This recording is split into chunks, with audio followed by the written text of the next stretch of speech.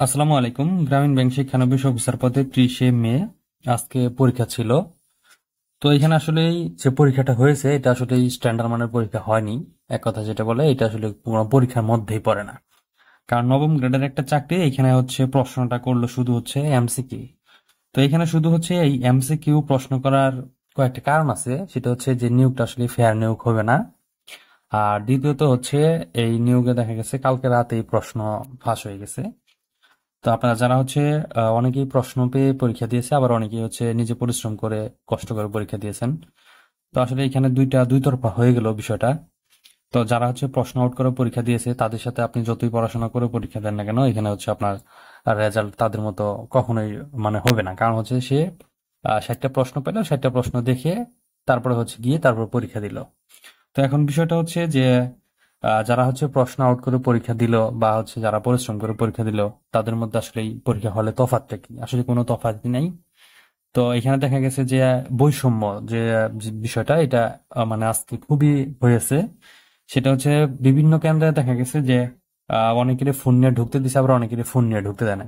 তো গ্রামীণ ব্যাংকের কিছু সদস্য ছিল, তো যারা দেখা গেছে যে আপনার এই অনেকেরই সার্চ করছে, আবার অনেকেরই হচ্ছে তাদের যারা পরিচিত বা এরকম ছিল তারা হচ্ছে ফোন নিয়ে ঢুকতে পারছে। তো ঢুকে গিয়ে হচ্ছে পরীক্ষা দিয়েছে, এরকম অনেক হয়েছে, অনেক কেন্দ্রেই হয়েছে।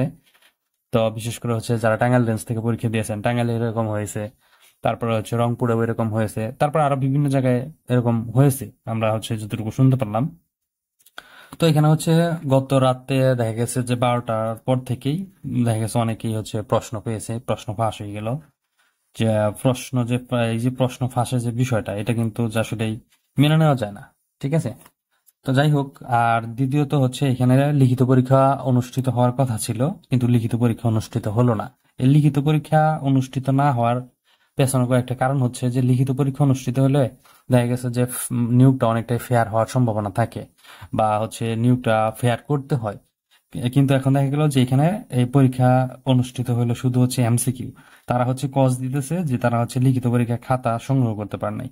তো লিখিত পরীক্ষা খাতা সংগ্রহ করতে পারেন নাই, ভালো, তো আপনি পরীক্ষা আরো 1 মাস পরে নিবেন, বা হচ্ছে আরো 15 দিন পরে নেন, বা আরো 6 মাস পরে নেন, আপনি সংগ্রহ করে দেন হচ্ছে এটা পরিপাটি করে তারপরে হচ্ছে আপনারা পরীক্ষা নেন। আপনার তো এখানে কেউ বলে না যে পরীক্ষাটি এখনো নিয়ে ফেলতে হবে। তো এখানে হচ্ছে শুধু এমসিকিউ পরীক্ষাটা নিলেন, বা আপনারা হচ্ছে গ্রামীণ ব্যাংক এমসিকিউ শুধু পরীক্ষাটা নিল। তো একটা নবম গ্রেডের চাকরি, এটা হচ্ছে নবম গ্রেডের একটা চাকরি, এখানে শুধু এমসিকিউ দিয়ে একজন ছাত্রকে বা একজন হচ্ছে প্রার্থীকে কিভাবে হচ্ছে মূল্যায়ন করে, আমি বিষয়টা বুঝলাম না। তো যাই হোক, এখন হচ্ছে তাদের বিষয় এটা, যে তারা শুধু হচ্ছে এই 60টা এমসিকিউ দিয়ে তারা হচ্ছে একটা নবম গ্রেডের চাকরি দিবে। হ্যাঁ, তো এটা আসলে কতটুকু তাদের কাছে যুক্তিযুক্ত মনে হয়েছে সেটা আমি জানি না। তো পরীক্ষাটা আসলে আমার কাছে মনে হয়েছে যে এটা আসলে একটা ভালো নিয়োগের পরীক্ষা হয় নাই। আর এখানে এই 60টা প্রশ্ন ছিল, তার মধ্যে দেখা গেছে যে ইংলিশ ইংরেজি যে প্রশ্নগুলো ছিল, তো এগুলো হচ্ছে খুবই সাধারণ প্রশ্ন ছিল। আমি আগেই বলেছিলাম যে আমাদের ভিডিওতে, যে ইংলিশ থেকে এবং গণিত থেকে যে প্রশ্নগুলো হবে এগুলো হচ্ছে খুবই সাধারণ প্রশ্ন হয়। তো দেখা গেল যে আজকে ইংলিশ থেকে 10টা প্রশ্ন ছিল, গণিত থেকে 10টা প্রশ্ন ছিল। এই যে এখানে 20 মার্ক, এই 20 মার্ক কিন্তু মোটামুটি যারা হচ্ছে বেসিক ভালো বা হচ্ছে এরকম একটু বুঝেন সবারই হয়েছে। মানে প্রত্যেকেই হচ্ছে আনসার করতে পারছেন। শুধু মাইকটা দিয়ে দিয়েছে যেটাকে বলা হয় সাধারণ জ্ঞানে। সাধারণ জ্ঞানে এখানে যে বিষয়টা, যে এখানে আনকমন এমন কিছু প্রশ্ন আসছে যে প্রশ্নগুলো আসলে এগুলা পরীক্ষা আসার মতো প্রশ্ন না, সেই দেখা গেছে যে কিছু প্রশ্নগুলা এখানে প্রশ্ন করেছে। তো যাই হোক, সেটা হচ্ছে এখন তাদের ব্যক্তিগত বিষয়। তো এখানে আমি গণিত থেকে যে যে টপিক থেকে বলছিলাম, বা যে যে ম্যাথ গুলা হচ্ছে আমি আমাদের সাজেশনের মধ্যে দিয়েছিলাম, তা যারা হচ্ছে আমাদের গণিতের শীট এবং ইংলিশের শীটটা ভালো করে পড়ছেন, তাদের হচ্ছে এখানে দেখা গেছে 20-এর মধ্যে 18-19 করে হচ্ছে আপনারা কমন পেয়েছেন। আর সাধারণ জ্ঞানের যে বিষয়টা, সাধারণ জ্ঞানে অনেকগুলাই প্রশ্ন হচ্ছে দেখা গেছে যে সাজেশনের বাইরে। মানে ওগুলো আসলেই মানে কি বলে, মানে কোথা থেকে প্রশ্ন করছে, যে টাইপের কোশ্চেন হওয়ার কথা বিগত তো যে টাইপের কোশ্চেন হয়েছে সেখান থেকে কোশ্চেন এই বছর করে নাই। তো কোশ্চেনটা হচ্ছে মানে উল্টাপাল্টা করছে। উল্টাপাল্টা করার কারণই হচ্ছে যে এখানে হচ্ছে তাদের লবিং ধরা আছে, এক কথা যেটা বলে। আর দ্বিতীয়ত হচ্ছে এখানে এই প্রশ্নটা আউট করে দিয়েছে। ঠিক আছে। তো ওই দিক থেকে চিন্তা করলে দেখা যাচ্ছে তারা উল্টাপাল্টা একটা প্রশ্ন করে এখানে পরীক্ষাটা নিয়েছে। এবার আমার তো এখানে হচ্ছে অনেকেই জানতে চাইছেন যে আসলে এখন তাহলে এটার কাটমার্কটা কত হতে পারে। এটার কাটমার্কটা যেটা হবে সেটা হচ্ছে যে এখানে যেহেতু 60টা প্রশ্ন ছিল, তো এখানে প্রশ্ন সহজ মোটামুটি ছিল, আবার হচ্ছে একেবারে যে স্ট্যান্ডার্ড লেভেলের প্রশ্ন এরকমও ছিল না। তো সবকিছু মিলে দেখা যাবে যে এখানে হচ্ছে 45 প্লাস মাইনাস যাদের থাকবে তারা হচ্ছে ভাইবার জন্য প্রিপারেশন নিতে পারেন বা ভাইবার জন্য পড়তে পারেন। তো এখন হচ্ছে এইবার পরীক্ষার যে নমুনা দেখা যাইতেছে, এখন বলা যায় না আসলে এখানে কতজন লোক নিবে। তো এখানে ধারণা করা হচ্ছিল যে 500 জন লোক নিতে পারে। তো মনে হচ্ছে না যে এবার হচ্ছে এই 500 জন লোক নিবে, এর থেকে কম মনে হয় যে আর কি টিকানো হবে ভাইভাতে বা হচ্ছে ভাইবা প্রার্থী হিসেবে। তো দেখা যাক এখন আসলে কি হয়। তো বলা যায় না, সে পর্যন্ত অপেক্ষা করতে হবে। আর রেজাল্ট কবে দিবে এটা অনেকে জানতে চাইছেন। রেজাল্টটা আসলে খুব তাড়াতাড়ি দেওয়ার সম্ভাবনা রয়েছে। আর এটা রেজাল্টটা দিয়ে দিবে, খুব তাড়াতাড়ি দিবে।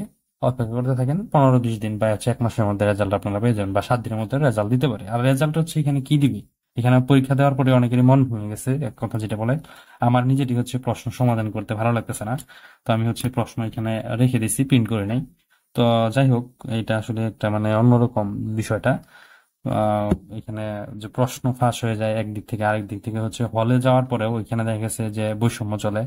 যে অনেকের ফোন নিয়ে ঢুকতে দেয়, আবার অনেকের ফোন নিয়ে ঢুকতে দেয় না, মানে সার্চ করে। তো এই বিষয়টা হচ্ছে খুবই মানে খারাপ লাগছে। তো যাই হোক, এখন হচ্ছে আপনারা যারা পরীক্ষা দিয়েছেন, তো তাদের জন্য হচ্ছে আসলে কিছু বলার নাই এখানে। আসলে দেশটার মধ্যে যা শুরু হয়েছে, তো এখানে কি করবেন আপনারা, হচ্ছে ভুক্তভোগী সবাই। তো এই বিষয়ে আছে অন্য কোনো সময় আরো বিস্তারিত আলোচনা করব। তো সেই পর্যন্ত সবাই ভালো থাকেন, সুস্থ থাকেন। আর অনেকে জানতে চেয়েছেন যে কাটমার্কটা আসলে কত হবে। কাটমার্ক হচ্ছে আপনারা 45 ধরে নেন, 45 বা 45 প্লাস মাইনাস থাকতে অবশ্যই এখানে আপনারা টিকবেন।